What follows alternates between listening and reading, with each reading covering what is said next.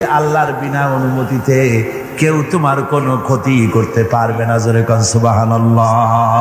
কেউ ক্ষতি করতে পারবে না।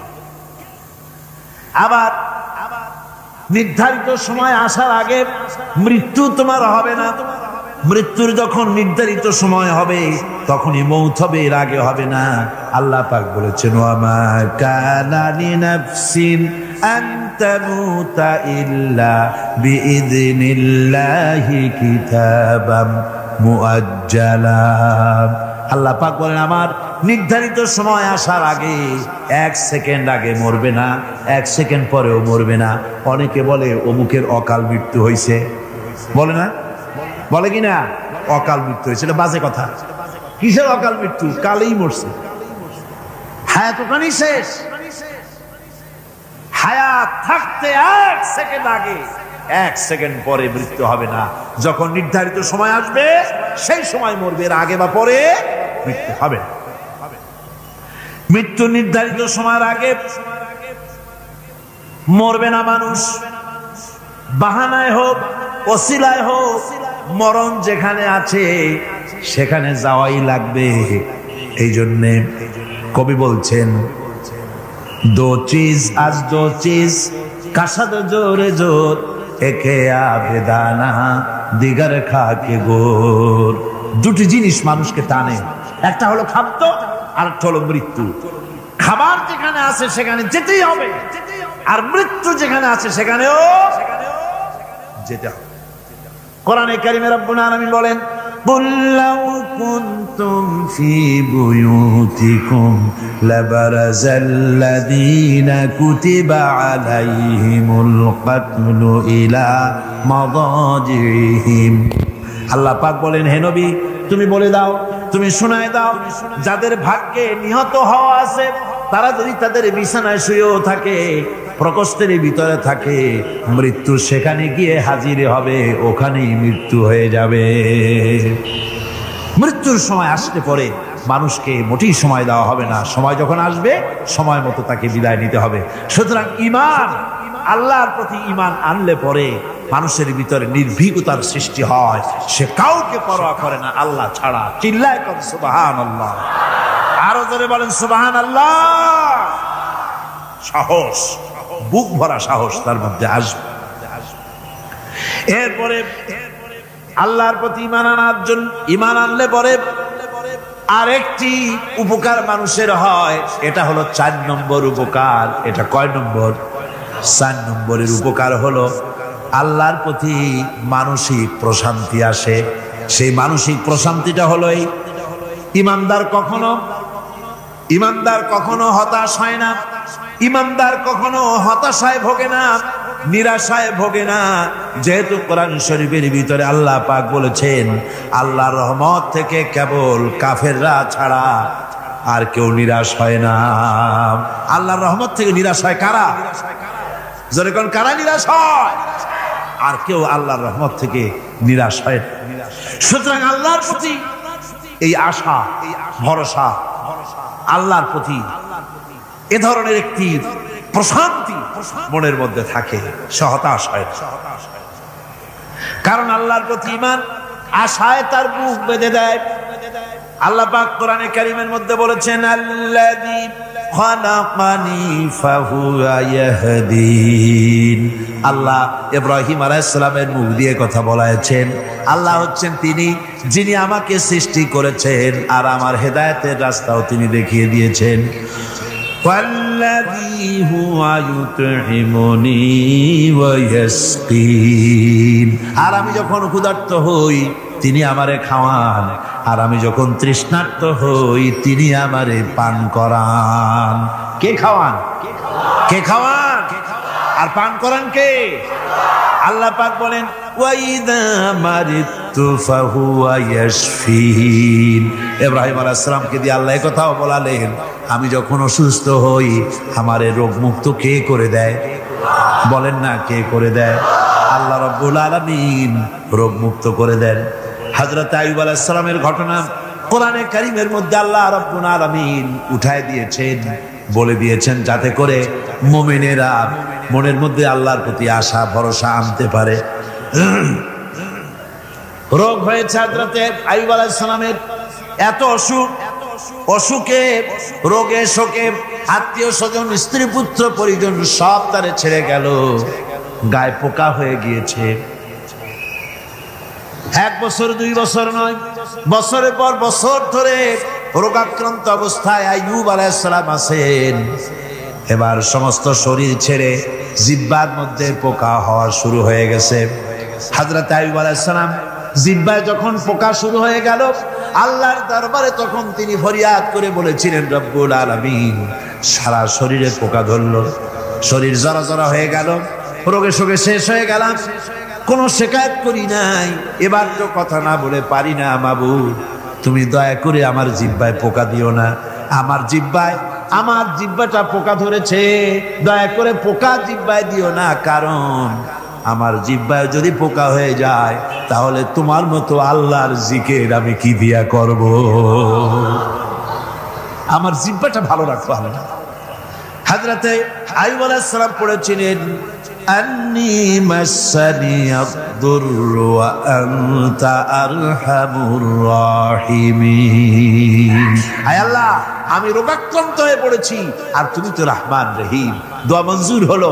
আল্লাহ পাক আইয়ুব আলাইহিস সালামকে রোগ মুক্ত করে দিলেন। রোগ হলে পরে কে সেরে দেয়? কে সেরে দেয়? আল্লাহর প্রতি এই আশা, এই ভরসা, এই চিন্তা থাকতে হবে। আল্লাহ পাক বলেন, যখন আইয়ুব আমার কাছে দোয়া করলো, আমিও জবাব দিয়া দিলাম। কোন সুবহানাল্লাহ। আল্লাহ পাক বলেন, ফাকাশাফনা মা বিহি মিন দুররিন ওয়া আতাইনাহু আহলাহু ওয়া মিসলাহুম মাআহুম রাহমাতাম মিন ইনদিনা। আমি তার কষ্ট দূর করে দিলাম, তার হারানো স্বাস্থ্য ফিরিয়ে দিলাম এবং তার সাথী সঙ্গীদেরকে আমার পক্ষ থেকে আমার রহমত দিয়ে তার কাছে সব আবার আমি ফিরাইয়া দিলাম। সুতরাং মুমিন ব্যক্তি কখনো হতাশ হবে না। চতুর্দিকে দেখে বিপদ আর বিপদ, এই বিপদে সে হতাশ হয় না, আশায় বুক বেঁধে থাকে। নিরাশার আধারে তুমি হে আশার নূর, যেখানে বেরোবার কোনো পথ নাই সেখান থেকে পথ বের করে দেয় কে? চিল্লায় কোন কে দেয়? আমার আল্লাহ পাক। দেখেন, হযরত ইউসুফ আলাইহিস সালাম হারায় গেলেন, মানে তার 11 ভাই ইউসুফ আলাইহিস সালামকে কুয়ার মধ্যে ফেলাই দিলেন। আর এসে তারা বলল যে ইউসুফ আলাইহিস সালামকে বাঘে খায়া ফেলেছে। এটা কি গল্প নাকি? এটা কোথায় আছে? কোরআন শরীফের মধ্যে আছে। ওই 11 ভাই মনে করেছিল ইউসুফ আলাইহিস সালামকে কুয়ার মধ্যে ফেলাই দিলাম, এ কুয়ার মধ্যে পচে মরবে, শেষ হয়ে যাবে। কিন্তু ওই 11 ভাই জানে না এটা কোনো কুয়া নয়, এটা হলো একটা সুড়ঙ্গ পথ, এটা হলো একটা টানেল। এক মুখে ইউসুফকে ফেলাই দিল 11 ভাই, কুয়ার আরেক মুখ থেকে আল্লাহ হযরত ইউসুফকে বের করে মিশরের সিংহাসনে বসায়া দিলেন। ওরা বুঝে না, তাই চিরকাল পাপীরা আল্লাহর বান্দাদেরকে, আল্লাহর দ্বীনের গোলামদেরকে অত্যাচার করে, মনে করে শেষ করে ভালাবো, কিন্তু শেষ আল্লাহর গোলামেরা হয় না, ওরাই শেষ হয়। নির্মূল যারা করতে চায় ওরাই নির্মূল হয়ে যায়। টিকে থাকে কে? আল্লাহর গোলামেরা। টিকে থাকে কে? আল্লাহর গোলামেরা টিকে থাকে। নির্মূলেরিয়া নির্মূলই হয়ে যায় সব সময়। ঠিক কিনা কন? জোরে বলেন ঠিক কিনা? ভাইরা আমার, হযরত ইয়াকুব আলাইহিস সালাম ছেলের চিন্তায় চিন্তায় চোখ দুটো অন্ধ হয়ে গেছে, কাঁদতে কাঁদতে চোখ অন্ধ হয়ে গেছে। কিন্তু হতাশ হন নাই, কারণ হতাশ হবে কেবলমাত্র কাফেরেরা। হতাশ হয় কারা? আল্লাহ বলেছেন হতাশ হয় কাফের, ইমানদার কখনো হতাশ হয় না। হযরত ইয়াকুব আলাইহিস সালাম ছেলে হারাইয়া কি বলতেছেন শোনেন। আল্লাহ তার কথা কোরআনে কারীমের ভিতরে আল্লাহ কি সুন্দর করে উঠায়া দিয়েছেন। হযরত ইয়াকুব পড়তেছেন ফাসাবরুন জামিলুন আসাল্লাহু আইয়াতিয়ানি বিহিম জামিআন ইন্নাহু হুয়াল আলিমুল হাকীম। ফাসাবরুন জামিল, ধৈর্য ধারণ করাই এখন আমার জন্য উত্তম। আমি এখন ধৈর্য ধারণ করব, হয়তো শীঘ্রই আল্লাহ আমার যাদের হারাইছি তাদের সকলকে আল্লাহ আমার কাছে ফিরিয়ে দিবেন। তিনি সুবিজ্ঞ, তিনি প্রচন্ড ক্ষমতার মালিক। আশায় বুক বেঁধে থাকলেন তিনি। আর ইউসুফ আলাইহিস সালাম আজকে প্রেসিডেন্ট। তিনি মিশরের কি তিনি 11 ভাই গেছে সেইখানে খাবার আনার জন্য। হযরত ইউসুফ আলাইহিস সালামের চিনতে কোনো কষ্ট হয় নাই। ওরা তো চেনে নাই, কিন্তু ইউসুফ আলাইহিস সালাম চিনে ফেলেছেন। হযরত ইউসুফ কোনো প্রতিশোধ নিলেন না। হযরত ইউসুফ পরিচয় দিলেন আর বললেন, ভয় পাইও না, খাদ্য তোমাদেরকে দিয়া দিব। তোমাদের ব্যাপারে আমার বক্তব্য হচ্ছে লা তাসরিবা আলাইকুমুল ইয়াউম, তোমাদের বিরুদ্ধে আমার কোনো ক্ষোভ নাই, বিদ্বেষ নাই, মাফ করে দিলাম। এই জামাটা নিয়ে যাও, আমার আব্বার জন্য এই জামাটা নিয়ে যাও। জামা নিয়ে যাচ্ছে মিশর থেকে। কোথায় কেনান, কোথায় মিশর? মিশর থেকে ইউসুফ আলাইহিস সালামের জামা নিয়ে ছেলেরা কেনানের দিকে যাচ্ছে। আর এদিকে হযরত ইয়াকুব বলতেছেন, আমি যেন আমার নাকের ভিতরে ইউসুফের গন্ধ পেতেছি। সুবহানাল্লাহ। জামা চলে এলো, চোখের উপরে তিনি রাখলেন, আল্লাহ চোখ ভালো করে দিল। সুবহানাল্লাহ। ভাইরা আমার, এই জন্য যারা আল্লাহর উপরে ভরসা করে, আল্লাহর ঈমান যাদের মধ্যে এসে যায়, ঈমান বিল্লাহর বড় উপকার হলো সে হতাশ হয় না। যত বড় বিপদ হোক হতাশ হয় না। দেখেন ইউসুফ আলাইহিস সালাম কি কেমন করে জুলাইখা ঘেরাও করে ফেলে দিয়েছে। দরজা বন্ধ, তালা বন্ধ, জানালা বন্ধ, সিটকানি মারা, খিল মারা, তালা দেওয়া, বেরোবার কোনো পথ নাই, চতুর্দিকে নগ্ন চিত্র। এবার জুলাইখার প্রবৃত্তিকে চরিতার্থ করতে হবে, খারাপ কাজ করতে হবে, বেরোবার পথ নাই। হযরত ইউসুফ আলাইহিস সালাম তিনি জানেন দরজা সব বন্ধ, পালাবার পথ নাই, কিন্তু আল্লাহ রাব্বুল আলামিনকে তিনি ভয় করলেন। যুবক মানুষ, আল্লাহ রাব্বুল আলামিনকে ভয় করলেন। রব্বুল আলামিনকে ভয় করে তিনি তালাবদ্ধ দরজার দিকে দৌড় মারলেন। রব্বুল আলামিন আপন কুদরতে সবগুলি দরজা খুলে দিলেন। ওয়া মান ইয়াত্তাকিল্লাহা ইয়াজআল লাহু মাখরাজা, যে ব্যক্তি আমারে ভয় করে, আমার পথে চলতে চায়, আমি রাস্তা খুলে দেই। সুবহানাল্লাহ বিহামদিহি। সুতরাং ঈমানে বুক বাঁধো জওয়ানেরা, তরুণেরা, হতাশ হওয়ার কোনো কারণ নাই, আশায় বুক বেঁধে থাকো। আপনারা বলেন, এই পৃথিবীতে ইউনূস আলাইহিস সালাম যে বিপদে পড়ছিলেন, এর চাইতে বড় বিপদ পৃথিবীতে কিছু হতে পারে? আপনাদের চিন্তায় বুঝি পারে? এই দিকের লোকেরা কথাই কয় না। কি বলেন, পারে? এত বড় বিপদ চিন্তাও করা যায়।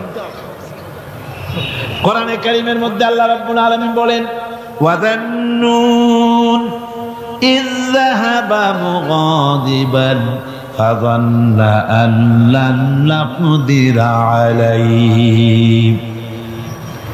ইউনূস আলাইহিস সালামকে যখন মাছে গিলে ফেলে দিল, মাছ এবার পানির অতল তলদেশে চলে গেছে। মাছের পেটের ভিতরে দরজা নাই, জানালা নাই, ছিদ্র নাই, পালাবার কোনো পথ নাই। আছে? আছে। ফানাদা ফিল যুলুমাতি আন লা ইলাহা ইল্লা আনতা সুবহানাকা ইন্নী কুনতু মিনাজ জালিমিন। জানেন নাই দোয়া? পড়েন সবাই, লা ইলাহা ইল্লা আনতা সুবহানাকা ইন্নী কুনতু মিনাজ জালিমিন। আয় আল্লাহ, তোমার পবিত্রতা ঘোষণা করতেছি, তুমি ছাড়া কেউ নাই, আমার তো আর বাঁচার উপায় নাই, আমি আমার উপরে জুলুম করেছি, আর তোমার পবিত্রতা ঘোষণা করতেছি। জিকির করতেছেন তিনি মাছের পেটের মধ্যে বসে। আল্লাহ রাব্বুল আলামিন বলেন, ইউনূস আলাইহিস সালাম মাছের পেটের ভিতরে বসে যে চিৎকারটা মারলেন, দুনিয়ায় কোনো তার বন্ধু বান্ধবেরা শোনে নাই, কোন রাজা বাদশারা শোনে নাই। মাছের পেটের মধ্যে ফানাদা ফিল জুলুমাত, জুলুমাত হলো জমায় কাসির। এখানে তিনটা অন্ধকার ছিল। কয়টা অন্ধকার? একটা হলো মাছের পেটের অন্ধকার, একটা হলো রাতের অন্ধকার, আরেকটা হলো পানির অন্ধকার। ত্রিবিধ অন্ধকারের ভিতর থেকে ইউনূস আলাইহিস সালাম হতাশ হয়ে যান নাই, তিনি চিৎকার মেরে আল্লাহরে ডাক দিলেন।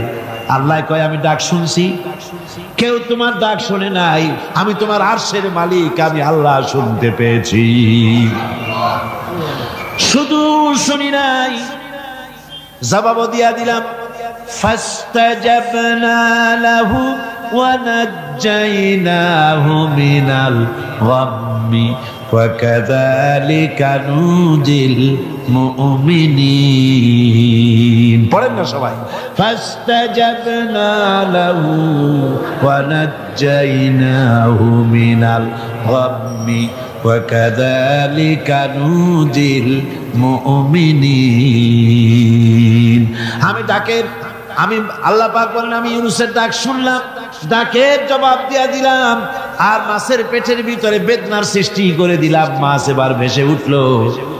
মাছের আর এখন কোন উপায় নাই বমি করা ছাড়া।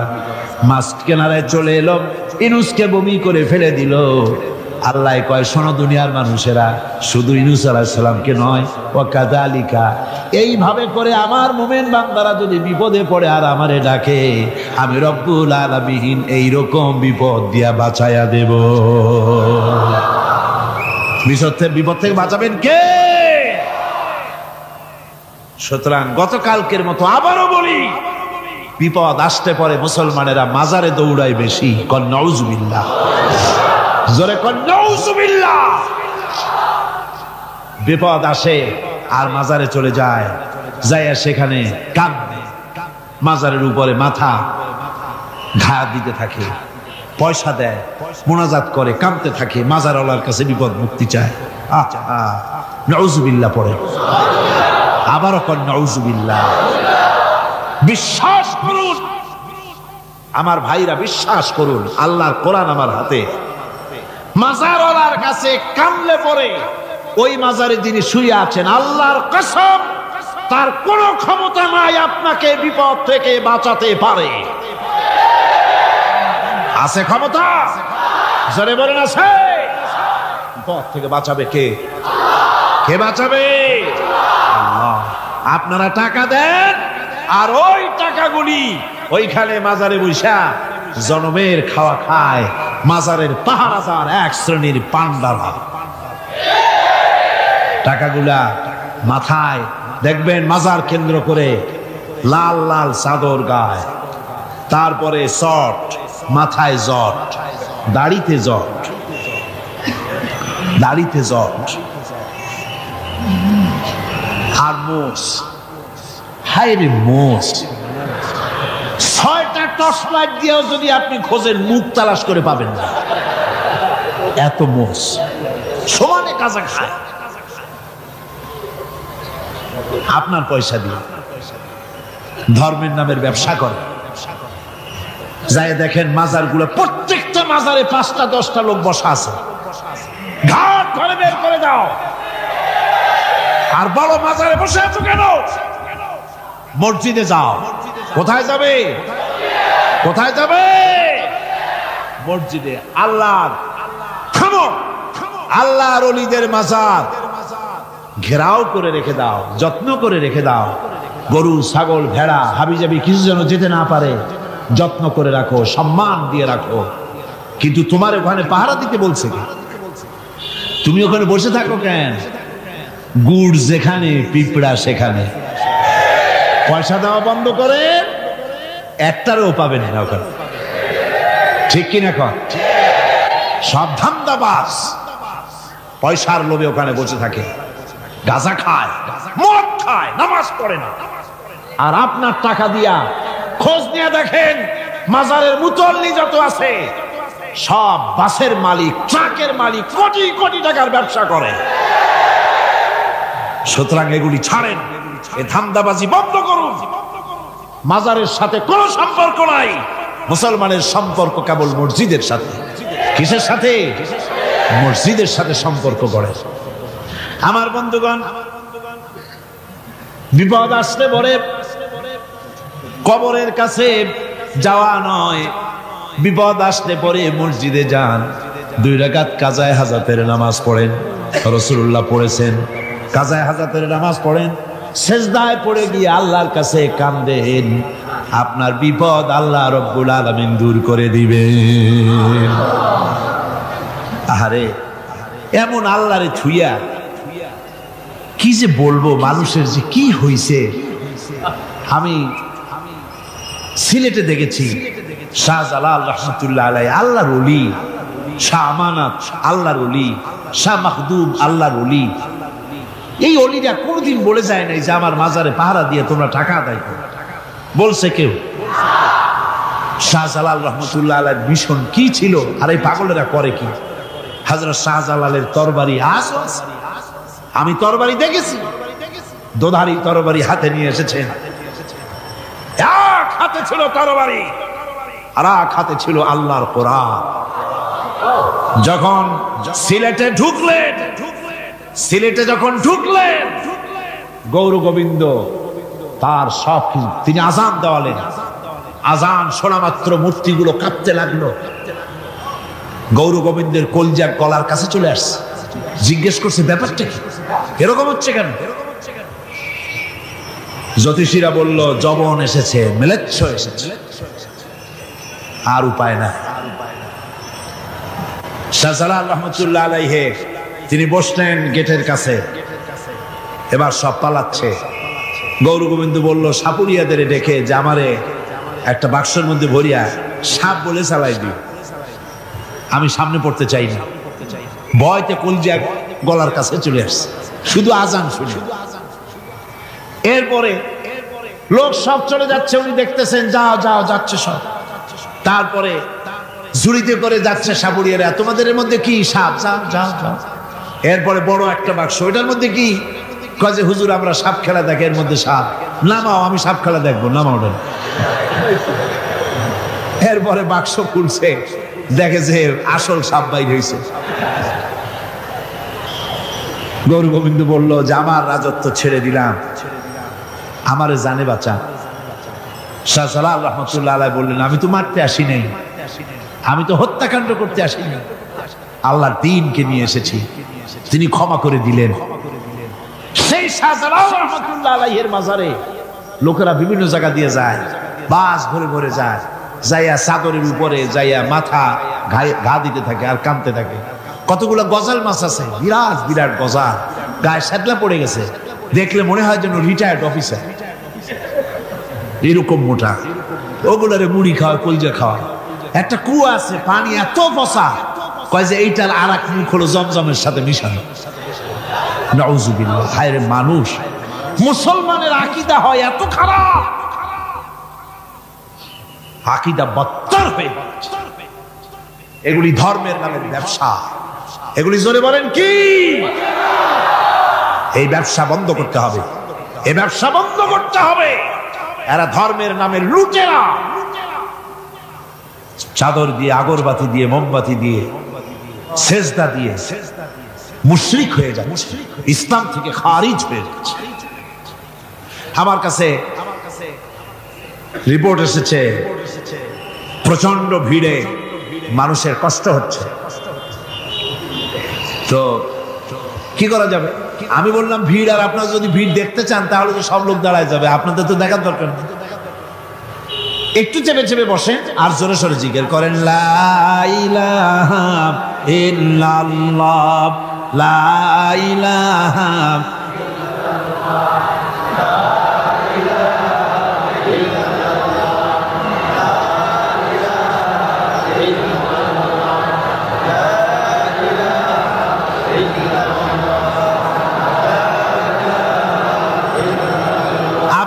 বসেই এগোতে পারতেন, দাঁড়ালে পরে ডিস্টার্ব হয়, হাঁটলে পরে ডিস্টার্ব হয়।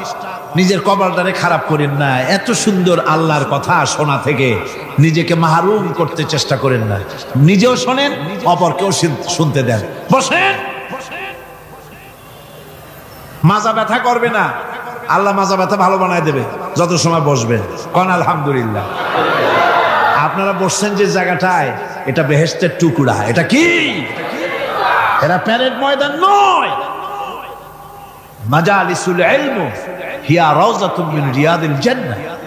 হযরত আলী বলেছেন, যেখানে ইলম চর্চা হয়, কোরআন আলোচনা হয়, হাদিস আলোচনা হয়, সেটা কোনো সাধারণ জায়গা না, সেটা জান্নাতের টুকরা হয়ে যায়। জোরে কোন সুবহানাল্লাহ। কাজী বেহেশত থেকে শয়তানের জন্য বাইর করিয়া না দেয়, সতর্ক থাকেন। শয়তান কি চায় যে আপনি সারাক্ষণ শোনেন? কি কোন চায়? চায় না। শয়তানের খপ্পরে পড়েন, বসেন আর শোনেন। ঈমানদার যখন বিপদে জর্জরিত হতে থাকে, তখন সে ভেঙে পড়ে না। তখন অন্ধকারে, বিপদের অন্ধকার বিদীর্ণ করে আলোর এক প্রভা তার চোখের সামনে উদ্ভাসিত হয়ে ওঠে। সেটা কি? সেটা হলো আল্লাহ রাব্বুল আলামিনের বাণী, ফাইন্না মাআল উসরি ইউসরান, ইন্না মাআল উসরি ইউসরা। আল্লাহ পাক বলেন, জেনে রাখো, দুঃখ এবং কষ্টের সাথে রয়েছে সুযোগ আর সুবিধা, আর অসচ্ছলতার সাথে রয়েছে উদার সচ্ছলতা। জোরে কোন সুবহানাল্লাহ।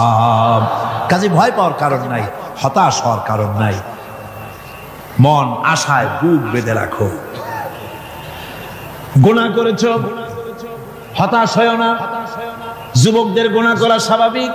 ইউনিভার্সিটির ছাত্র, কলেজের ছাত্র, প্রফেসর, শিক্ষক, অফিসার ঘুষ খেয়েছেন, জিনা করা হয়েছে, মদ খাওয়া হয়েছে, মিথ্যা কথা বলা হয়েছে, যাই কিছু করেন না কেন, ভয় পাওয়ার কারণ নাই, নিরাশ হওয়ার কোনো দরকার নাই। আল্লাহ পাক ডেকে বলেছেন, কুল ইয়া ইবাদিয়াল্লাযীনা আসরাফু আলা আনফুসিহিম লা তাকনাতু মির রাহমাতিল্লাহ। আরে আমার আল্লাহর মতো এত ভালো আর কেউ আছে? এত দরদ আর কারো আছে? আমার আল্লাহ বলেন, ও নবী, আপনি শোনায় দেন, হে আল্লাহর বান্দারা, তোমরা যারা নিজেদের উপরে বাড়াবাড়ি করেছো, নিজেদের উপরে জুলুম করেছো, অত্যাচার করেছো, আমি আল্লাহর রহমত থেকে নিরাশ হয়ে যেও না। মানুষ যদি অপরাধ করে, বাপের সাথে অপরাধ করেছে, মায়ের সাথে অপরাধ করেছে, মা বাবা সন্তানের চাইতে এত বড় কল্যাণকামী তো আর কেউ নাই, কিন্তু মা বাবা কোনোদিন বলে না, আয় আমার ছেলে তোরে মাফ করে দেই, এরকম বলে নাকি? মন চায় ছেলে যদি মাপ চাইতো, খুশি হয়ে মাফ করে দিতাম, কিন্তু কেন যে আসে না, ডাকে না যে আয় মাফ করে দেই। মা বাপ আপনাকে এত ভালোবাসে, সেই মা বাপও আপনাকে বলে না যে আয় মাফ করে দেই। আমার আল্লাহ হচ্ছেন এমন আল্লাহ, আল্লাহ রাব্বুল আলামিন ডাকেন, এ বান্দা, খুন করেছিস ফিরে আয়, জিনা করেছিস ফিরে আয়, হত্যা করেছিস ফিরে আয়, চুরি করেছিস ফিরে আয়, কুফরি করেছিস ফিরে আয়, সুদ খেয়েছিস, ঘুষ খেয়েছিস, মদ খেয়েছিস, ফিরে আয়। এসে আমার দরবারে চোখের পানি ফেল, আমার দরবারে কাঁদাকাটি কর। ইন্নাল্লাহা ইয়াগফিরুয যুনুবা জামিআ ইন্নাহু হুয়াল গফুরুর রহিম। আমার দরবারে চোখের পানি ফেলে কাঁদ, আমি রব্বুল আলামিন জিন্দেগীর গুনাহ মাফ করে দেব। সুবহানাল্লাহ কোন, সুবহানাল্লাহ কোন। আমার কাছে কান, চোখের পানি ফেল। আল্লাহ রাব্বুল আলামিনের কাছে বান্দার দুইটা ফোঁটা বেশি প্রিয়। একটা হলো জিহাদের ময়দানে যে রক্ত ফোঁটা দেওয়া হয়, এটা আল্লাহর কাছে প্রিয়। আর আল্লাহর ভয়তে গুনার জন্য লজ্জা করে অনুশোচনা করে বান্দা যখন চোখের পানি ছেড়ে দেয় আল্লাহর কাছে এটা অত্যন্ত প্রিয়। নবীজি বলেছেন, বান্দা যখন গুনার ভয়তে, আল্লাহর ভয়তে, জাহান্নামের ভয়তে অনুশোচনা করে যখন চোখ দিয়া পানি ছেড়ে দেয়, ওই চোখের পানি নাকের অর্ধেক আসতে না আসতে আল্লাহ রব্বুল আলামিন বান্দারে মাফ করে দেন। আল্লাহ বরদাস্ত করতে পারেন না যে বান্দা কান্দু। আমার ভাইরা, আল্লাহ রহমত, এই পৃথিবীতে আল্লাহর রহমতকে 100 ভাগ করা হয়েছে। আল্লাহ রহমতের কত ভাগ? এই 100 ভাগের 1 ভাগ সারা পৃথিবীতে ছড়াই দেওয়া হয়েছে। আর 99 ভাগ কার কাছে? আল্লাহর কাছে।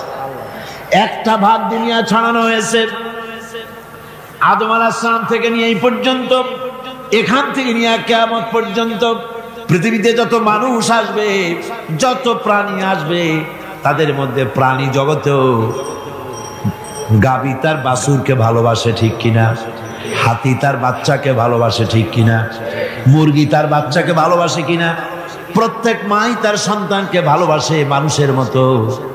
এই ভালোবাসা, স্নেহ, এই মমতা, এই করুণা, এই মহব্বত 1টা ভাগ দুনিয়ায় দেওয়ার পর আপনি আর আমি যতটুকুন ভাগে পেয়েছি সেই মহব্বত, স্ত্রীর মহব্বতে অস্থির, মায়ের মহব্বতে অস্থির, সন্তানের মহব্বতে অস্থির।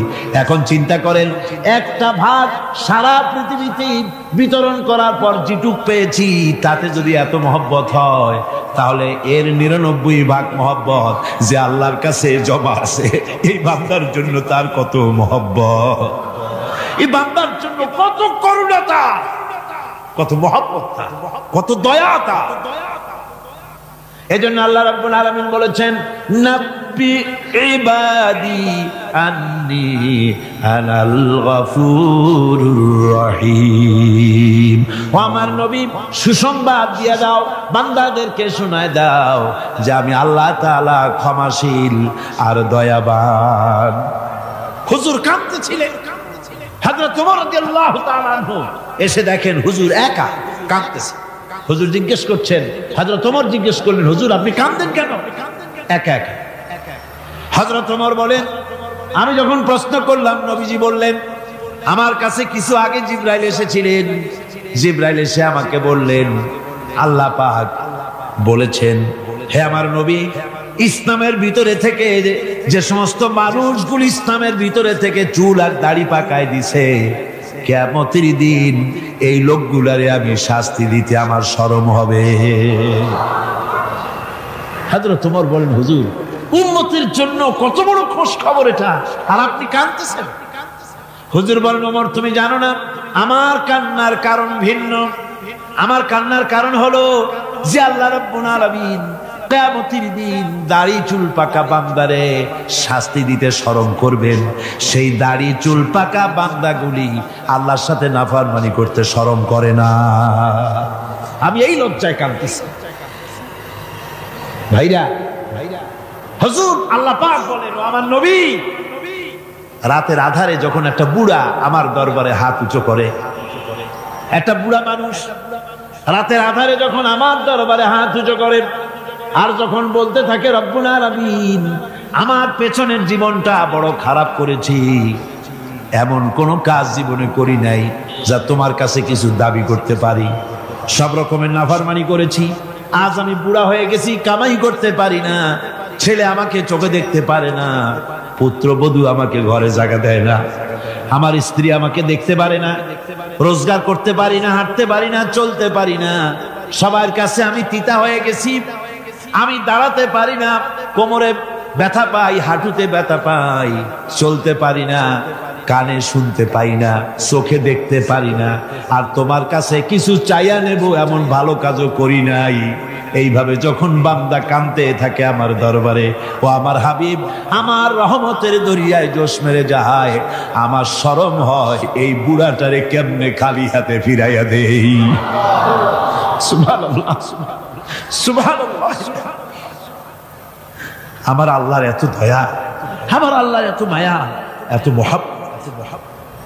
আমার আল্লাহ রাব্বুল আলামিন বলেন, وَإِذَا سَأَلَكَ عِبَادِي عَنِّي فَإِنِّي قَرِيبٌ।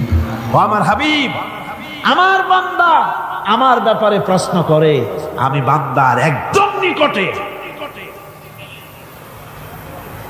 কোরআন শরীফের ভিতরে যত জায়গায় রাসূলকে বলা হয়েছে সুয়ালের কথা, আপনাকে প্রশ্ন করা হয়, আল্লাহ তার জবাব কুল এই কথা বলে জবাব দিয়েছেন। যত জায়গায় সুয়াল এসেছে, যেমন কোরআনে কারীমের মধ্যে আল্লাহ পাক বলেন ওয়ায়াসআলুনাকা আনিল মাহিদ, মেয়েদের হায়েজ সম্পর্কে জিজ্ঞাসা করা হয়, কুল হিয়া আযা, হে নবী আপনি বলুন। এভাবে করে কুল দিয়ে জবাব দেওয়া হচ্ছে। আবার প্রশ্ন করা হচ্ছে ওয়ায়াসআলুনাকা আনিল আনফাল, এই গনিমতের মাল সম্পর্কে হুজুর আপনাকে, হে নবী আপনাকে প্রশ্ন করা হয়। আল্লাহ কুল দিয়া জবাব দিলেন, আল্লাহ বলেন আপনি বলেন। ওয়ায়াসআলুনাকা আনিল খামরি ওয়াল মাইসির, আল্লাহ পাক বলেন নবী আপনারে প্রশ্ন করা হয় কুল ফীহিমা ইসমুন কাবীর, আল্লাহ কুল দিয়া বললেন তুমি বলো। আবার বলা হলো ওয়ায়াসআলুনাকা আনিল আহিল্লা কুল হিয়া মাওয়াকিতু লিন্নাস, নবী আপনাকে প্রশ্ন করা হয় চাঁদের ক্রমবর্ধমান এবং ক্রমহ্রাস, এই যে বাড়ে আর কমে, পূর্ণিমা হয় অমাবস্যা হয়, কেন হয় আপনি বলুন। কুল, আপনি বলেন এটা আমি অক্ত এবং সময়, বছর আর দিন গণনা করার জন্য পৃথিবীবাসীদের জন্য বিনা পয়সায় একটা ক্যালেন্ডার বানাইয়া আকাশে ঝুলাই রেখেছি। এভাবে যত জায়গায় এসেছে আপনাকে প্রশ্ন করা হয়, তত জায়গায় আল্লাহ জবাব দিয়েছেন কুল আপনি বলেন। গোটা কোরআন শরীফের ভিতরে এই একটি মাত্র জায়গা যেখানে বলা হয়েছে আপনাকে প্রশ্ন করা হয়, আল্লাহ এখানে বলতে পারতেন কুল আপনি বলেন, আল্লাহ তোমাদের নিকটবর্তী, এভাবে জবাব হয় না। এটা কায়দাটা হলো এই, আল্লাহ বলতেছেন ওয়াইজা সালাকা ইবাদি, ও আমার নবী প্রশ্ন তো আমার বান্দারা আমার ব্যাপারে করেছে, এবার আপনার জবাবের কোনো দরকার নাই, প্রশ্ন আমার ব্যাপারে আমি নিজে জবাব দিয়ে দেই। ফা ইন্নী কারীব, ও বান্দা আমার ব্যাপারে প্রশ্ন করেছিস, জবাব আমি দেই, আমি তোর সবচাইতে বেশি নিকটে। সুবহানাল্লাহ, কত নিকটে? ওয়া নাহনু আকরাবু ইলাইহি মিন হাবলিল ওয়ারিদ, তোর যে রব এই শাহরগের চাইতেও আমি তোর বেশি কাছে। সুবহানাল্লাহ, আমারে ডাক, আমারে ডাক, কলিজা দিয়া ডাক, অন্তর দিয়ে ডাক। মনের থেকে মানুষ যদি ডাকে, মুখের ডাক আর মনের ডাক এক জিনিস নয়। দিল সে जो बात निकलती है असर रखती है पर नहीं मगर ताकते परवाज रखती है। দিল থেকে যে কথা বেরোয় তা প্রভাব বিস্তার করে, ডানা নাই কিন্তু ওড়ার ক্ষমতা রাখে। মনের কথাই ভিন্ন, মন থেকে, দিল থেকে, কলিজা থেকে, অন্তরের গভীর কন্দর থেকে মুহাব্বতের সাথে কেউ যদি একবার বলে আল্লাহ, বলেন আল্লাহ, আল্লাহ, আল্লাহ, আল্লাহ রাব্বুল আলামিন বলেন অন্তরের অন্তঃস্থল থেকে একটি বার যদি বান্দা বলেন আল্লাহ, আল্লাহ বলেন 70 বার সাড়া দিয়া জিজ্ঞেস করি বান্দা কি চাও, আমি তোমার কাছে আছি। সুবহানাল্লাহ, আমি তোর একদম কাছে, কি চাস বল, বল আমার কাছে। এমন দয়াবান, এমন মেহেরবান, এমন আল্লাহ আমাদের, সে আল্লাহ রাব্বুল আলামিন তিনি বলছেন وقال ربكم ادعوني استجب لكم, তোমাদের রব বলেছেন আমারে ডাকো, আমি আল্লাহ ডাকের সাড়া দিয়া দেব। সুবহানাল্লাহ, কারে ডাকতে হবে, কারে ডাকতে হবে? এই বিশাল জনসমুদ্র একদিকে চিল্লা কনকারে রাখতে হবে। কোন পীর সাহেবকে নয়, আল্লাহর কসম কোন খাজা বাবাকে নয়, ডাকতে হবে কারে? চিল্লা এখন কারে? ওয়াকালা রাব্বুকুম উদউনি, তোমার রব তোমাকে বলতেছে আমারে ডাকো, আস্তাজিব লাকুম, আমারে ডাকবে আমি সাড়া দিয়ে দেব। সুবহানাল্লাহ। আল্লাহকে ডাকেন, কি চাই আপনার বলেন, কি চাই? আল্লাহর কাছে চান, আল্লাহ দিয়ে দিবে। দেওয়ার জায়গা আল্লাহর কাছে চাইবেন, আল্লাহ দিবেন। দেওয়ার জায়গা, চাওয়ার জায়গা হলো সেজদায় পড়ে যাবেন। আমার ভাইয়েরা, জায়গাটা চিনায় দিলাম। মাজারে যাওয়া লাগবে না, কবরে যাওয়া লাগবে না। 2 রাকাত নামাজ পড়ে সেজদায় পড়ে গিয়া যত বিপদ আছে, মুসিবত আছে, সেজদার মধ্যে চোখের পানি ছেড়ে দেন আর কেন্দে কেন্দে জীবনের কথা বলেন। আল্লাহ রাব্বুল আলামিন আপনার আওয়াজ শুনবেন আর দোয়া কবুল করে নিবেন। কাঁদতে হবে আল্লাহর কাছে। কার কাছে? আল্লাহর কাছে। সুম্মা ইস্তাগফিরুল্লাহ, আর এরপরে সে যদি আমি আল্লাহর কাছে ক্ষমা চাই, ইয়াজিদিল্লাহ গফুরার রহিমা, সে আমি আল্লাহকে গফুর এবং রহিম হিসাবে পাবে। সুবহানাল্লাহ। আল্লাহকে গফুর এবং রহিম হিসাবে পাওয়া যাবে। সব আল্লাহকে বলতে হবে, গুনাহ মাফ চাইতে হবে। এই জন্য হুজুর সাল্লাল্লাহু আলাইহি ওয়াসাল্লাম দৈনিক 100 বার তওবা করতেন। কোন হাদিসে আছে 70 বার, কোন হাদিসে আছে 100 বার তওবা করতেন। নামাজের পরে তো প্রত্যেক নামাজই পড়তেন হুজুর, সালাম ফিরাতেন আর সাথে সাথে বলতেন আল্লাহু আকবার, আস্তাগফিরুল্লাহ, আস্তাগফিরুল্লাহ, আস্তাগফিরুল্লাহ। মনে থাকবে আপনাদের? মনে থাকবে? সালাম ফিরাইয়া কি বলবেন? না, সালাম ফিরাবার সাথে সাথে বলবেন আল্লাহু আকবার, তারপরে পড়বেন আস্তাগফিরুল্লাহ, আস্তাগফিরুল্লাহ, আস্তাগফিরুল্লাহ। তওবা করবেন, আল্লাহর কাছে সবসময় গুনাহ মাফ চাইতে থাকবেন, বিনীত থাকবেন। আল্লাহকে পাওয়া যাবে, তাকে রহিম হিসেবে পাওয়া যাবে। সুতরাং ঈমান বিল্লাহ, আল্লাহর প্রতি ঈমান আনলে পরে 4 নম্বরের যে উপকারটা হবে সেটা হলো হতাশায় ভুগবে না, নিরাশায় ভুগবে না, আশায় বুক বেঁধে উঠবে, ঈমান মজবুত হবে, আল্লাহর কাছে মানুষ বিনয়ী হয়ে যাবে। এবার 5 নম্বরের উপকার আমি বলছিলাম, ঈমান বিল্লাহ, আল্লাহর প্রতি ঈমান আনলে পরে অসংখ্য উপকার হয়, অসংখ্য বৈশিষ্ট্যের আছে। এর 6টা উপকারের কথা আমি বলবো। কয়টা? অসংখ্য উপকারের ভিতরে প্রধান 6টি উপকারের কথা বলবো। এর বললাম কয়টা? 4টে বলছি। এবার বলো 5ম উপকারের কথা।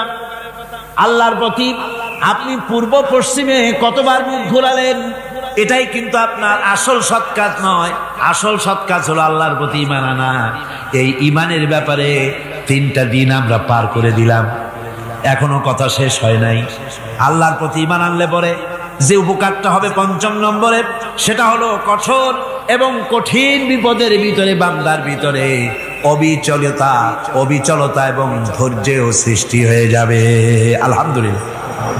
কঠিন বিপদ মুসিবত আসলে পরে সে অবিচল থাকবে। সারা দুনিয়ার বিপদ আপদ, শত্রুতা, দুঃখ, কষ্ট, মুসিবত, জুলুম, নির্যাতন সবকিছু পাহাড়ের মতো উঁচু হয়ে তাকে ঘিরে ফেলবে, কিন্তু তাকে এক চুলও নাড়াতে পারবে না। আলহামদুলিল্লাহ। সারা পৃথিবী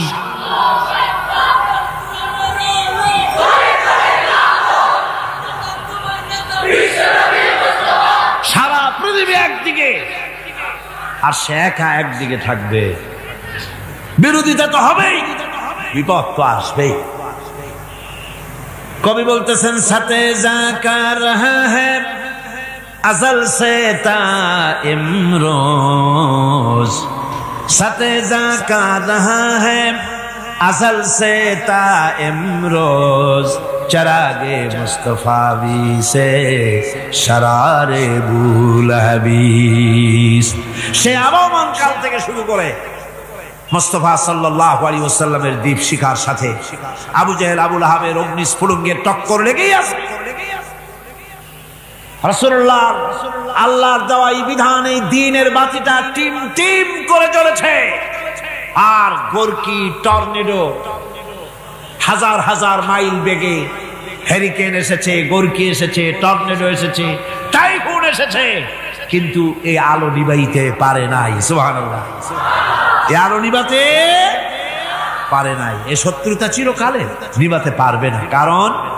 কারণ হচ্ছে আল্লাহ রাব্বুল আলামিন বলেছেন, ইউরিদুনা লিইউতফিউ নূরাল্লাহি বিআফওয়াহিহিম ওয়াল্লাহু মুতিম্মু নূরিহি ওয়ালাউ কারিহাল কাফিরুন।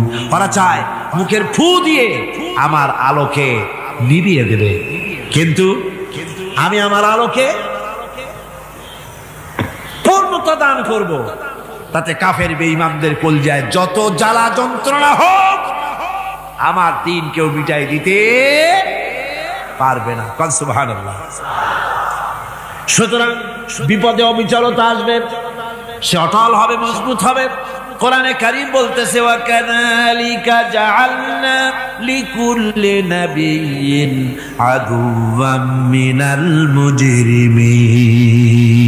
এই পৃথিবীতে এমনি করে আমি সকল নবীদের শত্রু বানিয়েছি, সব পাপিষ্ঠ অপরাধীদেরকে। নবীদের সাথে বিরোধিতা করেছে কারা? পাপিষ্ঠরা, অপরাধীরা। আজও খুঁজে দেখেন, আজও ইসলামী আন্দোলনের বিরোধিতা যারা করে সবগুলি কি পাপিষ্ঠ? সত্য কি না কর?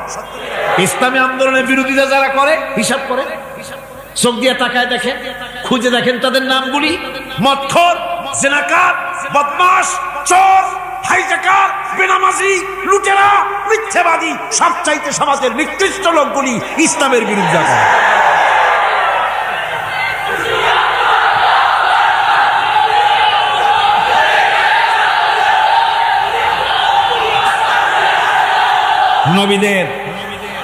নবীদের শত্রু আল্লাহ বলেন, সব যুগে নবীদের সাথে শত্রুতা করেছে পাপিষ্ঠরা।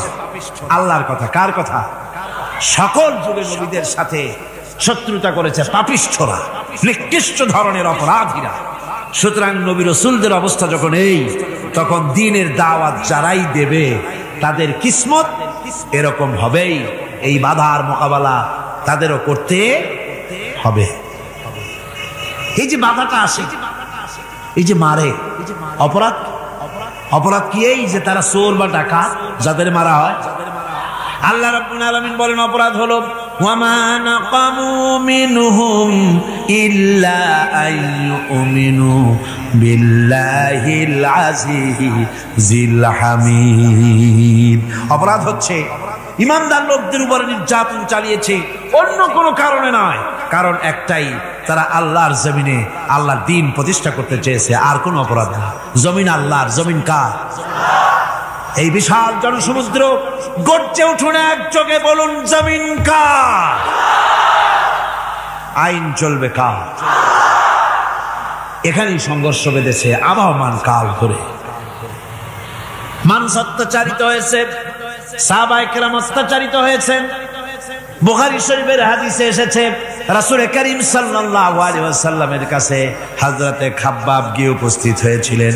হযরতে খাব্বাব বলেন, হাদিসটা এভাবে লেখা হয়েছে বুখারীতে, ওয়ান খাব্বাব বিন আরিদ রাদিয়াল্লাহু তাআলা আনহু قال شكونا إلى رسول الله صلى الله عليه وسلم وهو متوسد بردة له في ظل الكعبة। রাসূলুল্লাহর কাছে গেলাম, কাবা শরীফের কাছে গিয়ে দেখি নবীজি একটা চাদর গায়ে দিয়ে তিনি আরাম ফরমাচ্ছিলেন কাবা শরীফের ছায়ায়। সেখানে গিয়ে বললাম, আলা তাস্তানসিরু লানা আলা তাদউ লানা ইয়া রাসূলুল্লাহ, হে আল্লাহর রাসূল, আপনি কি আমাদের জন্য আল্লাহর কাছে দোয়া চাইবেন না? আপনি কি আল্লাহর কাছে আমাদের জন্য সাহায্য চাইবেন না? আমাদের লোকগুলিকে, মুসলমানগুলিকে মারতে মারতে তো শেষ করে ফেলে দিল।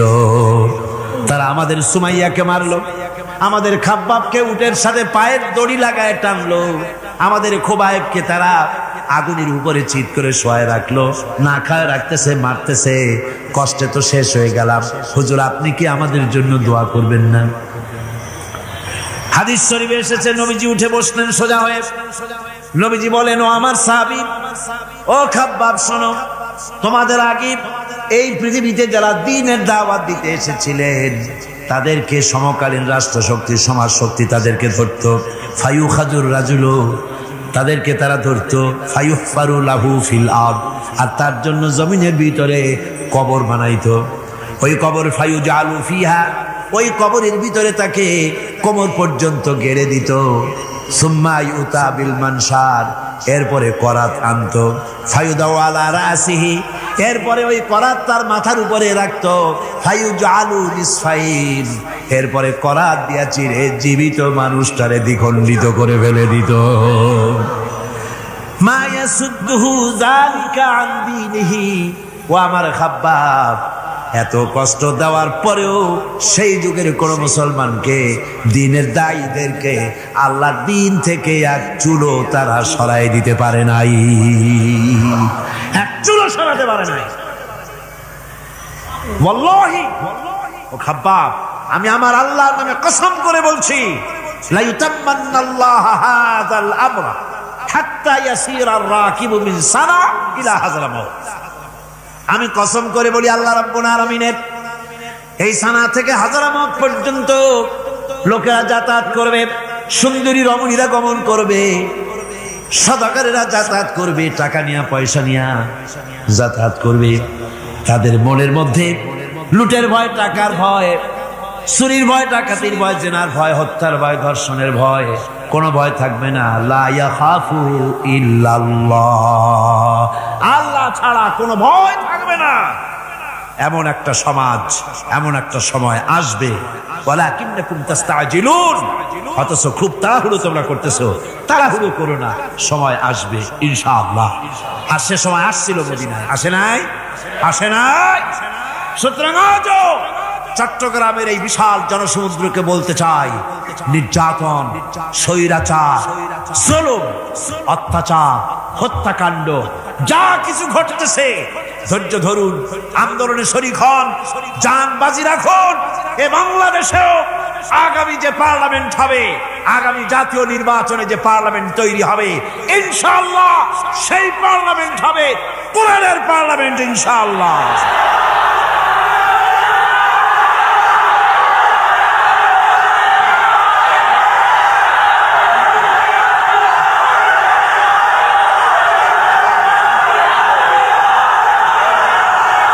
আমার ভাইয়েরা, আমার বন্ধুগণ, কঠিন বিপদে অবিচলতা এবং ধৈর্যের দৃষ্টান্ত রেখে গেছেন আম্বিয়া আলাইহিমুস সালাম। সুবহানাল্লাহ। কঠিন বিপদে অবিচলতা, দৃঢ়তা, ধৈর্য কারে বলে, তার দৃষ্টান্ত কারা রেখেছেন? আম্বিয়া আলাইহিমুস সালাম। ওনারাই আমাদের আদর্শ, নবীরাই আদর্শ। সাহাবায়ে কেরাম রিদওয়ানুল্লাহ তাআলা আলাইহিম আজমাইন আমাদের আদর্শ। ভাইরা আমার, মুসা আলাইহিস সালামকে ফেরাউন যখন ঘিরে ফেলে দিল, কোরআনের সব কথা গল্প গুজবার ইতিহাসের জন্য লেখা হয় নাই।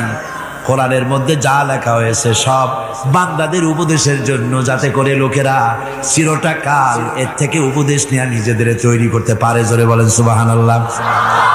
মুসা আলাইহিস সালামের কথা আল্লাহ বলেন, ফেরাউন তাকে ঘিরে ফেলে দিল, পালাবার রাস্তা নাই।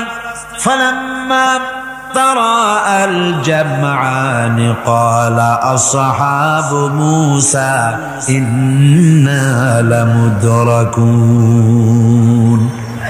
মুসা আলাইহিস সালামের উম্মতরা বললেন, হে মুসা, পাকড়াও হয়ে গেছি, পালাবার রাস্তা নাই। তিন দিক থেকে আমাদেরকে ঘেরাও করেছে ফেরাউনের শক্তি। সামনে কি? দরিয়া, আর তিন দিকে কি? ঘেরাও আন্দোলন। পালাবার পথ নাই, পালাবার পথ নাই। সারাশি আক্রমণ, ঘেরাও আন্দোলন। এই যে ঘেরাও টেরাও তো আজকে নতুন নাই, ঘেরাও আসছে অনেক আগের থেকে। আসলে কথা বুঝতে পারছি। মাইক না থাকলে আমি কি করবো কোন? আজকে এরকম হচ্ছে কেন? আগামীকাল ঠিক হবে ইনশাআল্লাহ, রাগ করেন না। গান হচ্ছে, বসেন বসেন। শয়তান ঢুকছে মাইকের মধ্যে। অনেক সময় হয় কি, মাইকের হাই পাওয়ারের যে মেশিন আছে, এর ভিতরে ইথার থেকে রেডিওর ওই গানগুলি ওর মধ্যে ঢুকে পড়ে। কথা বুঝতে পেরেছেন? এই জন্য শয়তান তো আর বসে থাকে না, ওরও তো কিছু করার আছে। ধৈর্য ধরেন, ধৈর্য ধরেন। কালকে অপারেটরদেরকে মাওলানা শামসুদ্দিন সাহেবের কাছে অনুরোধ করবো, অপারেটর একটু ভালো করে হেদায়েত করে দেবেন।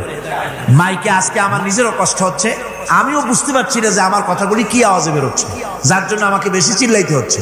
বক্তাকে কি লাউডে তার কথা বেরোচ্ছে তা তার কানে আসতে হয়, তাহলে বোঝা যায় যে আমার কথাগুলি কিভাবে বেরোচ্ছে।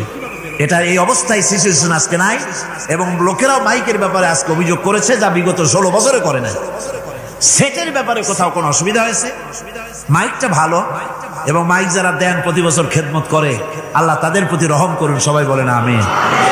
এদেরকে রাগ করে পথে পাই আবার মারধর করেন না। সিলেটের যে তাফসীর মাহফিল হয়, বিগত 19 বছর তাফসীর করেছি একটানা, এবার 20 বছর পুরো হবে ইনশাআল্লাহ। সিলেটে একটানা 20 বছর তাফসীর করতেছি সেখানে। তো মাইক, একটা লোক বিনা পয়সায় মাইক দেয়, মাইকের ভাড়া সে নেয় না, তাফসীরের মাহফিলের মাইকের ভাড়া নেয় না। যে বছর এরশাদ সরকার আমাকে প্লেন থেকে নামতে দিল না, আপনাদের মনে আছে? সিলেট থেকে ফিরাই দিল। এই খবরটা মাইকম্যান যখন শুনেছে যে আমাকে নামতে দেয় নাই, ফিরাই দেওয়া হয়েছে, সাথে সাথে স্ট্রোক করেছে, হার্ট ফেল করে দুনিয়া থেকে বিদায় হয়ে গেছে। সিলেটে তাফসীর হতে পারবে না এই কথা সে বরদাস্ত করতে পারে না।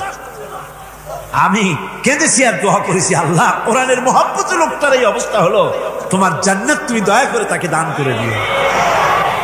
কাজে কোনো ব্যবসায়ী চায় না যে তার ব্যবসাটা খারাপ হোক, লোকেরা মন্দ বলুক। এ মাইকের ব্যাপারে আপনারা আজকে রাগারাগ করেন না, যা হয়েছে কালকে ভালো হবে ইনশাআল্লাহ। সবাই বলেন ইনশাআল্লাহ। এখন চলেন আমরা ফেরাউনের অবস্থা দেখি গিয়া কি করতেছে ফেরাউন। মুসা আলাইহিস সালামকে ঘেরাও করে ফেলেছে, পালাবার উপায় নাই।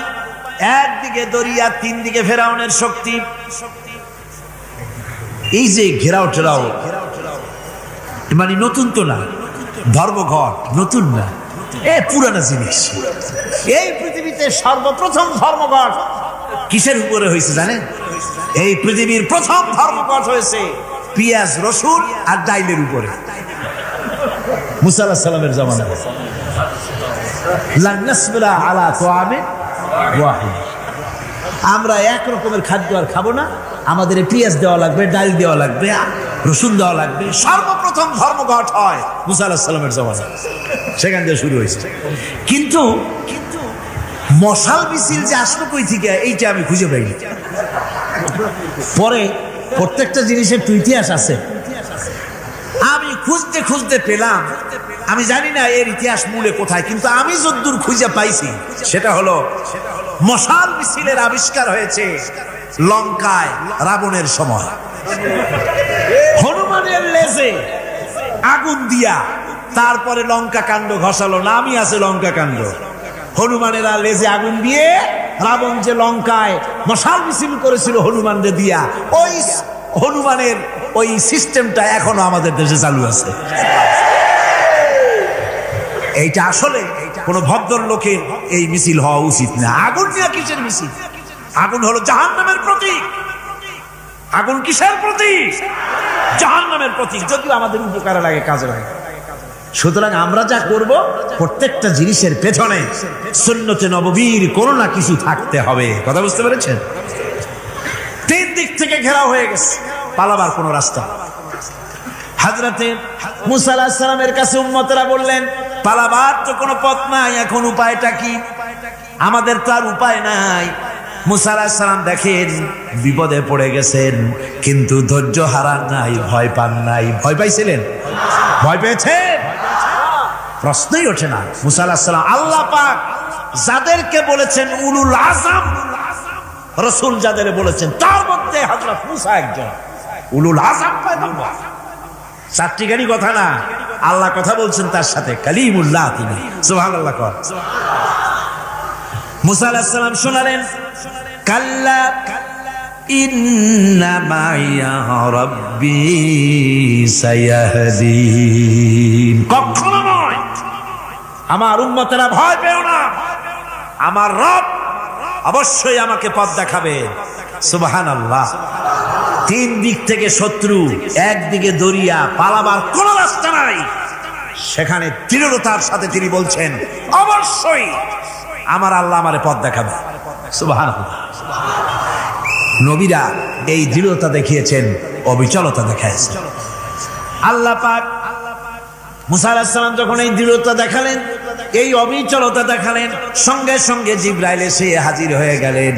আল্লাহ পাক বলেন, ফাআওহাইনা ইলা মুসা আন আদরিব বিআসাকাল বাহরা ফানফালাকা ফাকানা কুল্লু ফিরকিন কাত্তাউদিল আযীম।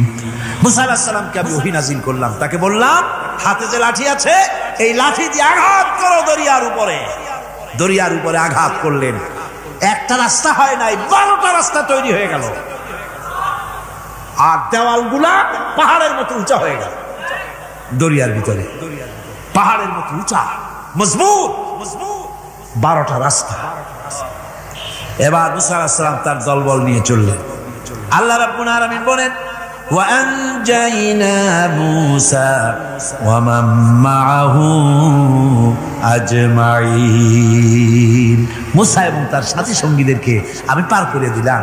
মুসা আলাইহিস সালাম এবং তার সাথী সঙ্গী নিয়ে যখন দরিয়ার মাঝখানে আসছে, ফেরাউন তার দলবল নিয়ে এসে গেছে। আসে দেখে নদীর মধ্যে রাস্তা। বাবা, খুব তো কায়দা।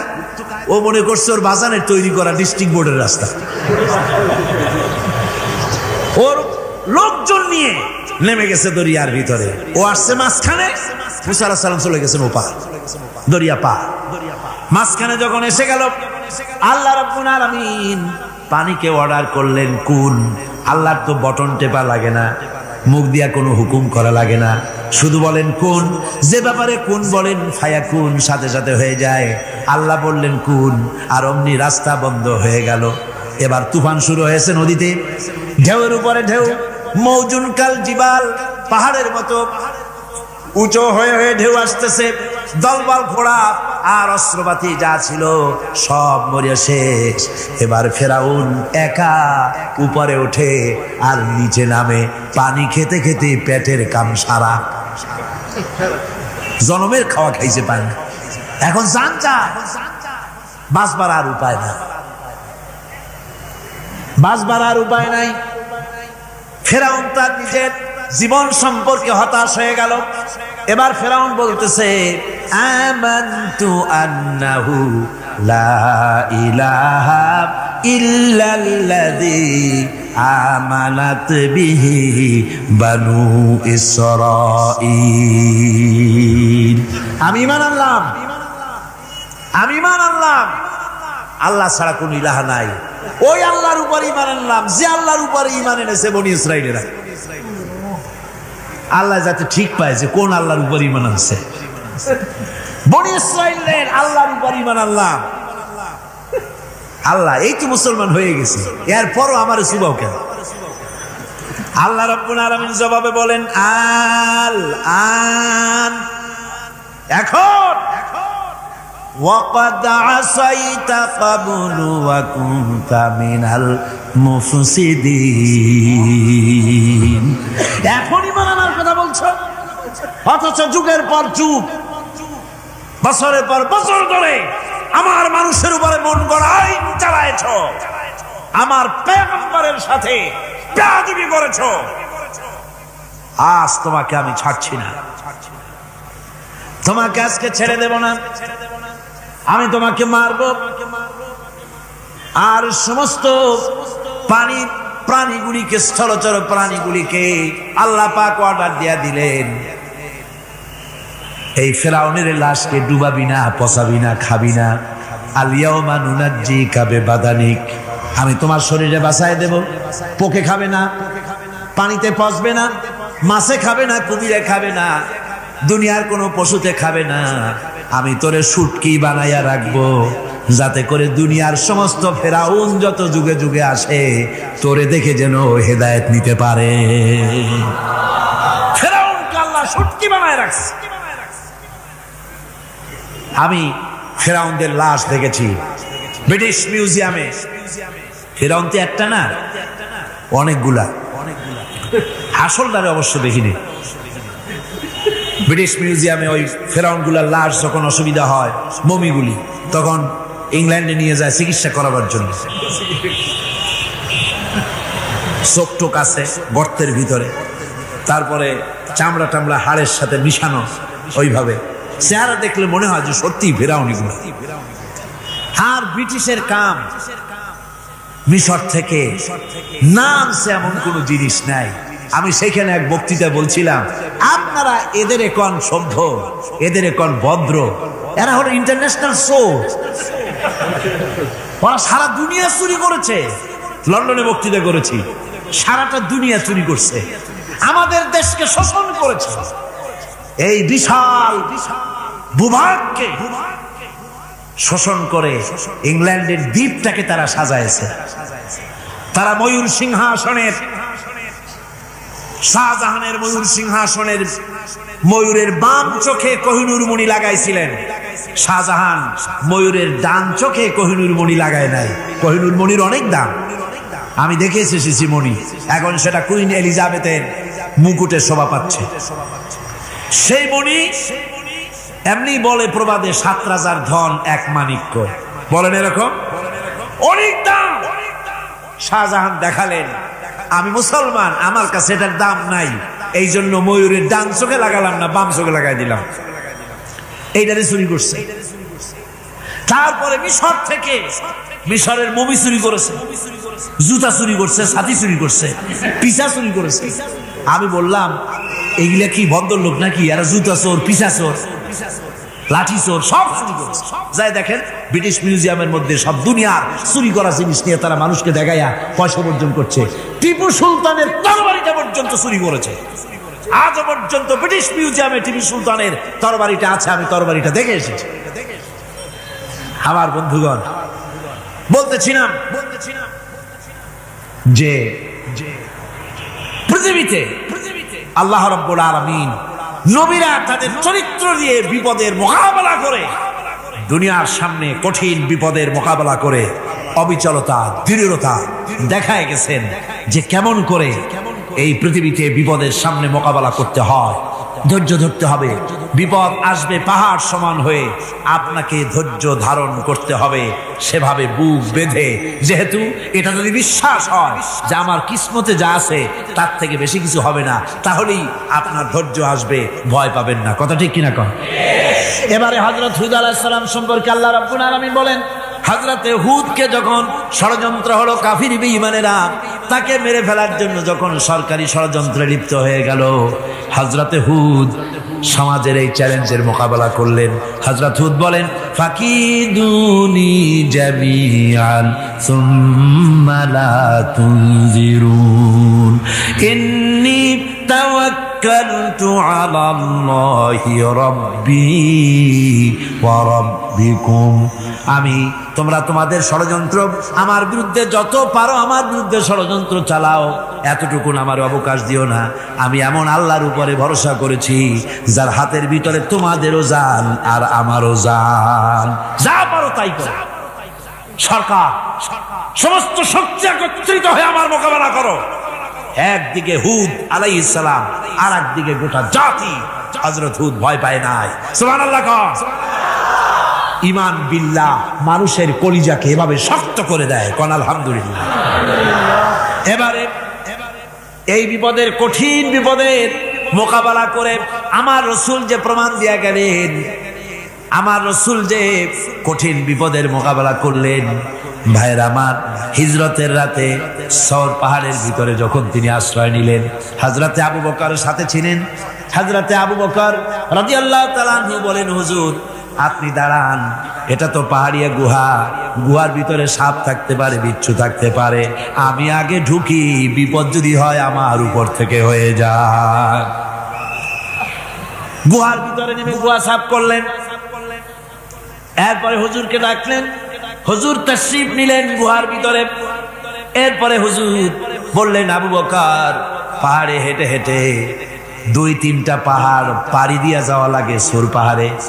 মদিনার সোজা রাস্তা হুজুর ধরেন নাই, মেসফালার পথ দিয়া, জাবালে কেদোয়ার উপর দিয়া 3টা পাহাড় পাড়ি দিয়ে তারপরে হুজুর গেলেন সোর পাহাড়ে। গুহার ভিতরে হুজুর তাশরিফ নিলেন, বললেন আবু বকর তুমি বসো, তোমার উরুর উপরে মাথা রেখে আমি একটু আরাম করি। হযরতে আবু বকর বসলেন, হুজুর তার উরুর উপরে মাথা রেখে ঘুমায় গেলেন। আর এরপরে কাফির বেঈমানেরা তালাশ করতে করতে কাফেরেরা এসে গেল পায়ের চিহ্ন দেখে দেখে গর্তের কাছে। হযরত আবু বকর ভয়তে কেঁদে ফেললেন, আহারে আর তো উপায় নাই, এবার তো ধরা পড়ে গেছি, এবার নবীজিকে মেরে ফেলে দেবে। নবীর মহব্বতে, নিজের মহব্বতে নয়, নবীর মহব্বতে কাঁদতেছিলেন। হুজুর বলেন, হুজুরের ঘুম ভেঙে গেল। বলো আবু বকর কাঁদো কেন? ছেলের কথা, মেয়ের কথা, বিবির কথা, বাড়ির কথা মনে পড়লো নাকি? হযরত আবু বকর বলেন, ইয়া রাসূলুল্লাহ, আল্লাহর কসম করে বলি যেদিন ঈমান এনেছি এই কলিজার ভিতরে মা বাপ, স্ত্রী, পুত্র, পরিজন, এমনকি আমার নিজের জীবনের চাইতে আপনারে বেশি ভালোবাসি। তা কাঁদো কেন? কাঁদো কেন? হযরত আবু বকর বলেন, হুজুর ধরা পড়ে গেছি, কাফেররা এসে গেছে গর্তের কাছে, তাকালি আমাদের দেখতে পাবে, আমরা তো মাইনরিটি, ওরা তো মেজরিটি, আমরা তো ধরি মারি ফেলাই দেবে, আপনাকে মেরে ফেলে দেবে, এই জন্য কাফির। আল্লাহ রাব্বুল আলামিন, হুজুর তখন কি দৃঢ়তা, কি অবিচলতা, কি ধৈর্যের পাহাড় সম মনোবৃত্তি তখন দেখালেন। আল্লাহ কোরআন শরীফে চিরকাল যাতে মানুষেরা হেদায়েত নিতে পারে সেজন্য হুজুরের কথা উঠায় দিলেন কোরআনে। আল্লাহ পাক বলেন, ইযহুমা ফিল গার ইয ইয়াকুলু লিসাহিবিহি লা তাহজান ইন্নাল্লাহা মা'ানা। ও বন্ধু, ভয় পেও না, আল্লাহ আমাদের সাথে আছেন। সুবহানাল্লাহ। আল্লাহ আমাদের সাথে আছেন। আমরা মাইনরিটি নই, আমরাই মেজরিটি। আল্লাহ আছে আমার সাথে, ভয় পাওয়ার কোনো কারণ নাই। সুবহানাল্লাহ। আল্লাহ পাক বলেন, ফাআনসালাল্লাহু সাকিনাতাহু আলাইহি ওয়া আইয়াদাহু বিজুনুদিন লাম তারাওহা।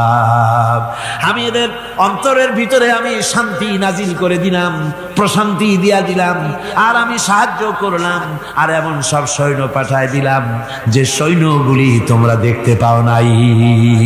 সুবহানাল্লাহ ওয়া বিহামদিহি।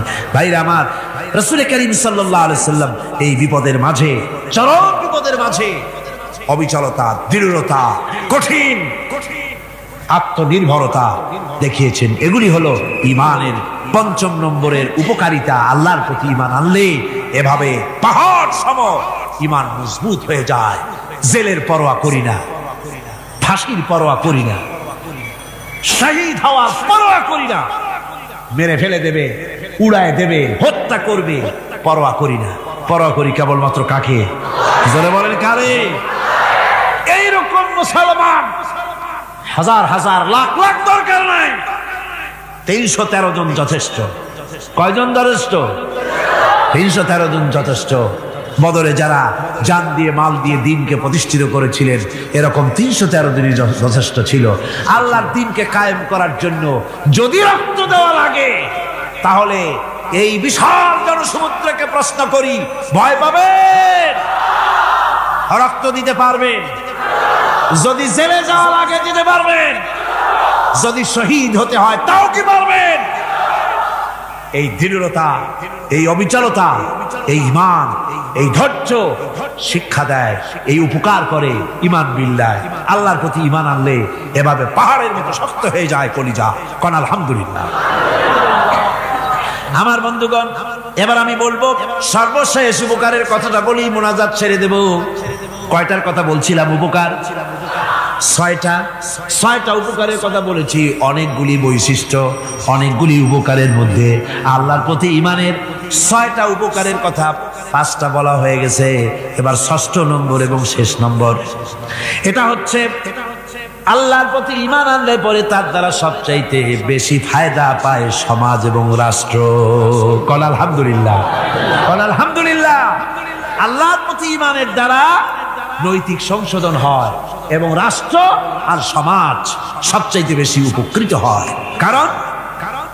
কারণ হলো ইমানদার ব্যক্তি আল্লাহর প্রতি যে ঈমান এনেছে তার মনের মধ্যে ধারণা এটা হয়, আমার কোনো কাজ তো গোপন থাকে না। ইন্নাল্লাহা লা ইয়াখফা আলাইহি শাইউন ফিল আরদি ওয়ালা ফিস সামা। আল্লাহর কাছে গোপন বলতে কিছু নাই, আকাশেও নাই, জমিনেও নাই, কোনো কিছু গোপন নাই। সুতরাং আমি যা করি সব আল্লাহ দেখেন এবং শোনেন। এমনকি মানুষ যে কল্পনা করে সে কল্পনাও আল্লাহ টের পায় না, নাকি টের পায় কিনা?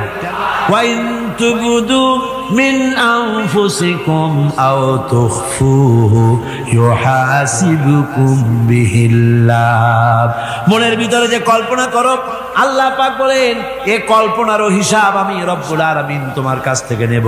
ফায়ুআযযিবু মাইয়াশা, যারে খুশি শাস্তি দেব আর যারে খুশি আমি মাফ করে দেব। জোরে বলেন সুবহানাল্লাহ। ফায়াগফিরু লিমাইয়াশা ওয়া ইউআযযিবু মাইয়াশা, যারে খুশি মাফ করব, যারে খুশি শাস্তি দেব, কল্পনারও হিসাব নেব। এই কথা মুমিনের যদি জানা থাকে তাহলে আর তার কোনো চিন্তা থাকে না, তার নৈতিক চরিত্র ভালো হয়ে যায়। কোন সুবহানাল্লাহ। মোনাজাতের কথা শুনিয়া গতকাল বলছিলাম যে মোনাজাতের কথা শুনিয়া যারা হাঁটে, আমি বুঝি না, আমার বুঝে আসে না যে এটা কেমন ধরনের নৈতিকতা। আপনি আপনার বিবেককে কি বুঝান? এই বিশাল জনসমুদ্র নিয়ে আল্লাহর কাছে হাত তুলবো, দোয়া করব, মোনাজাত করব, এই লোভ সম্বরণ করেন কি করে? আশ্চর্য কথা, আশ্চর্য কথা। আমার বন্ধুগণ, ইমানদার লোক, আল্লাহর প্রতি ঈমান আসলে পরে সমাজ উপকৃত হয়, রাষ্ট্র উপকৃত হয়ে যায়। যেহেতু বান্দা জানে আমি দায়িত্বহীন কোনো কথা বলতে পারবো না, দায়িত্বহীন কোনো কাজ করতে পারবো না। আল্লাহ পাক বলেছেন, মা ইয়ালফিযু মিন কাউলিন ইল্লা লাদাইহি রাকীবুন আতীদ। বান্দা এমন কোনো কথা বলে না যে কথা আমার ফেরেশতারা রেকর্ড করে না রাখে। কাজী মুমিন ব্যক্তি আল্লাহর ভয়তে দায়িত্বহীন কথা বলবে না। নির্বাচন আসলে পরে রাস্তা সোনা দিয়ে বান্ধায় দেব, এই করব সেই করব, না খাইয়া কেউ মরবেন না। আসে না নির্বাচনের সময় সেরাগালি বদনারা মঞ্চে দাঁড়িয়ে কত বড় বক্তৃতা করে, ভাইয়ের আমার, বোনের আমার, এবার আমার বোতল মার্কা বাক্স, আপনারা আমাকে ভোট দিয়ে দেশ এবং জাতির আরেকবার 12:30 বাজাইবার সুযোগ দিন। এবার ক্ষমতায় গেলে কেউ না খাইয়া মরবেন না, কিন্তু কি খাইয়া মরবে তাও বলেন।